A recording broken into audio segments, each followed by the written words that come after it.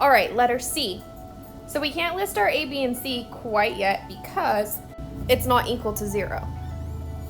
So we actually need to move this -5 onto the other side so that it is in standard form. So we're gonna add 5 on either side, but we're not gonna combine like terms because none of the things are like terms.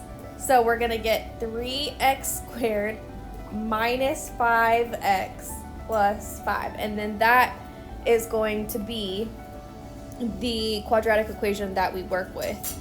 So our A term is going to be 3, our B term is going to be -5, and our C term is going to be +5. Now if we don't do that step, you're going to put -5 for C and you're going to be incorrect. So it's extremely important that you make it equal to 0 if it's not already equal to 0. Okay, now let's plug it into our discriminant. So remember our discriminant is b squared minus 4ac. So our b term was -5, so we'll put -5 squared minus 4 times 3 and then times +5. Okay, now -5 times -5, that gives me +25. And then minus 4 times 3 is 12 times 5. Now 12 times 5, that gives me 60, so I end up with 25 minus 60. And then when I simplify that, I get -35.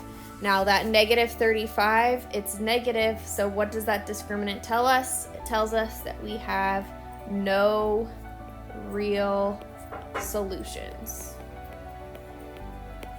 And in that case, there's nothing to find over here until you learn about imaginary numbers in Algebra 2. And that's your next step after this class. So I'm going to leave you with that. Go ahead and try letter D, please. And then we are done. We are done with all of our videos. And I will see you next time. Bye.